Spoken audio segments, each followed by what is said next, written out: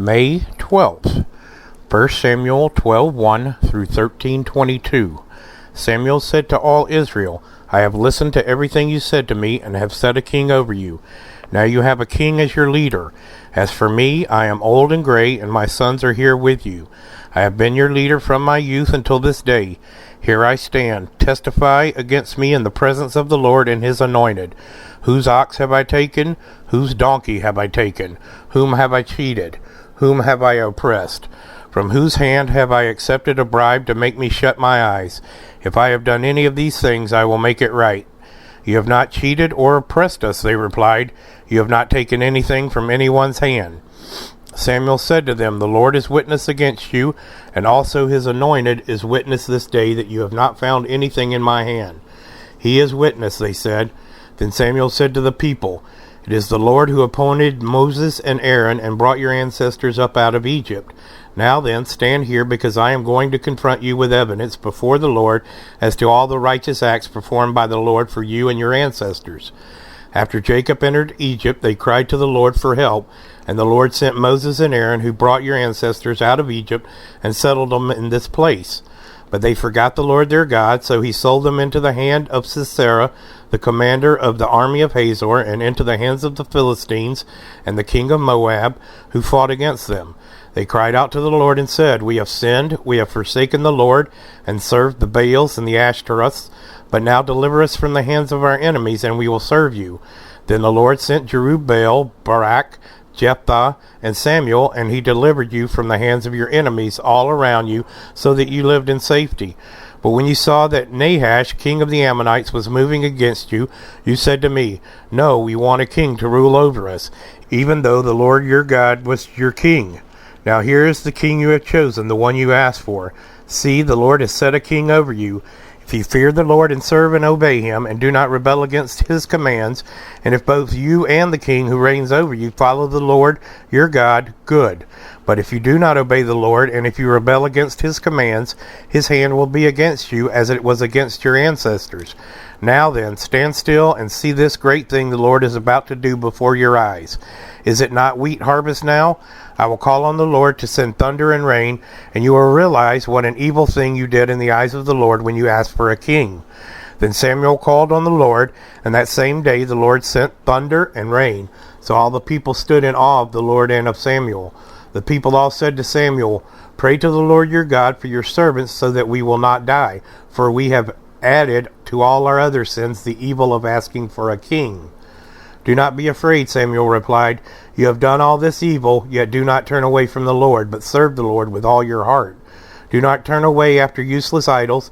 They can do you no good, nor can they rescue you, because they are useless. For the sake of his great name, the Lord will not reject his people, because the Lord was pleased to make you his own. As for me, far be it from me that I should sin against the Lord by failing to pray for you, and I will teach you the way that is good and right. But be sure to fear the Lord and serve him faithfully with all your heart. Consider what great things he has done for you. Yet if you persist in doing evil, both you and your king will perish.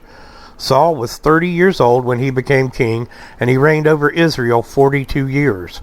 Saul chose 3,000 men from Israel. 2,000 were with him at Michmash and in the hill country of Bethel, and 1,000 were with Jonathan at Gibeah in Benjamin. The rest of the men he sent back to their homes. Jonathan attacked the Philistine outpost at Gibeah, and the Philistines heard about it. Then Saul had the trumpet blown throughout the land and said, Let the Hebrews hear. So all Israel heard the news. Saul has attacked the Philistine outpost, and now Israel has become obnoxious to the Philistines. And the people were summoned to join Saul at Gilgal. The Philistines assembled to fight Israel with 3,000 chariots, 6,000 charioteers, and soldiers as numerous as the sand on the seashore. They went up and camped at Michmash, east of Beth-aven, and when the Israelites saw that their situation was critical and that their army was hard-pressed, they hid in caves and thickets among the rocks and in pits and cisterns. Some Hebrews even crossed the Jordan to the land of Gad and Gilead. Saul remained at Gilgal, and all the troops with him were quaking with fear. He waited 7 days, the time set by Samuel, but Samuel did not come to Gilgal, and Saul's men began to scatter.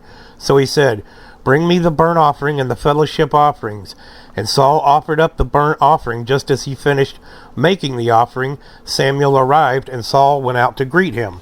What have you done? Asked Samuel. Saul replied, When I saw that men were scattering, and that you did not come at the set time, and that the Philistines were assembling at Michmash, I thought, Now the Philistines will come down against me at Gilgal, and I have not sought the Lord's favor. So I felt compelled to offer burnt offerings. You have done a foolish thing, Samuel said. You have not kept the command the Lord your God gave you. If you had, he would have established your kingdom over Israel for all time. But now your kingdom will not endure. The Lord has sought out a man after his own heart and appointed him ruler of his people, because you have not kept the Lord's command. Then Samuel left Gilgal and went up to Gibeah in Benjamin. And Saul counted the men who were with him. They numbered about 600. Saul and his son Jonathan and the men with them were staying in Gibeah in Benjamin, while the Philistines camped at Michmash. Raiding parties went out from the Philistine camp in 3 detachments. One turned toward Ophrah in the vicinity of Shual, another toward Beth Horon, and the third toward the borderland overlooking the valley of Zeboim, facing the wilderness. Not a blacksmith could be found in the whole land of Israel, because the Philistines had said, Otherwise the Hebrews will make swords and spears. So all Israel went down to the Philistines to have their plow points, mattocks, axes, and sickles sharpened. The price was 2/3 of a shekel for sharpening plow points and mattocks, and 1/3 of a shekel for sharpening forks and axes for repointing goads. So on the day of the battle, not a soldier with Saul and Jonathan had a sword or spear in his hand. Only Saul and his son Jonathan had them. John 7:1-29. After this, Jesus went around in Galilee. He did not want to go about in Judea, because the Jewish leaders were there looking for a way to kill him. But when the Jewish festival of tabernacles was near, Jesus' brothers said to him, Leave Galilee and go to Judea, so that your disciples there may see the works you do. No one who wants to become a public figure acts in secret. Since you are doing these things, show yourself to the world, for even his own brothers do not believe in him. Therefore Jesus told them, My time is not yet here. For you any time will do. The world cannot hate you, but it hates me, because I testify that its works are evil. You go to the festival. I am not going up to this festival, because my time has not yet fully come. After he had said this, he stayed in Galilee. However, after his brothers had left for the festival, he went also, not publicly, but in secret. Now at the festival, the Jewish leaders were watching for Jesus and asking, Where is he? Among the crowds there was a widespread whispering about him. Some said, He is a good man. Others replied, No, he deceives the people. But no one would say anything publicly about him for fear of the leaders. Not until halfway through the festival did Jesus go up to the temple courts and begin to teach. The Jews there were amazed and asked, How did this man get such learning without having been taught? Jesus answered, My teaching is not my own. It comes from the one who sent me. Anyone who chooses to do the will of God will find out whether my teaching comes from God or whether I speak on my own. Whoever speaks on their own does so to gain personal glory, but he who seeks the glory of the one who sent him is a man of truth. There is nothing false about him. Has not Moses given you the law? Yet not one of you keeps the law. Why are you trying to kill me? You are demon-possessed, the crowd answered. Who is trying to kill you? Jesus said to them, I did one miracle, and you are all amazed. Yet because Moses gave you circumcision, though actually it did not come from Moses, but from the patriarchs, you circumcise a boy on the Sabbath. Now if a boy can be circumcised on the Sabbath, so that the law of Moses may not be broken, why are you angry with me for healing a man's whole body on the Sabbath? Stop judging by mere appearances, but instead judge correctly.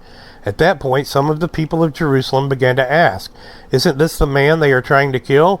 Here he is speaking publicly, and they are not saying a word to him. Have the authorities really concluded that he is the Messiah? But we know where this man is from. When the Messiah comes, no one will know where he is from. Then Jesus, still teaching in the temple courts, cried out, Yes, you know me, and you know where I am from. I am not here on my own authority, but he who sent me is true. You do not know him, but I know him, because I am from him, and he sent me. Psalm 108, 1-13, a psalm of David. My heart, O God, is steadfast. I will sing and make music with all my soul. Awake, harp and lyre, I will awaken the dawn. I will praise you, Lord, among the nations. I will sing of you among the peoples. For great is your love, higher than the heavens. Your faithfulness reaches to the skies. Be exalted, O God, above the heavens. Let your glory be over all the earth. Save us and help us with your right hand, that those you love may be delivered. God has spoken from his sanctuary. In triumph I will parcel out Shechem and measure off the valley of Succoth. Gilead is mine, Manasseh is mine. Ephraim is my helmet, Judah is my scepter. Moab is my wash basin, on Edom I toss my sandal. Over Philistia I shout in triumph.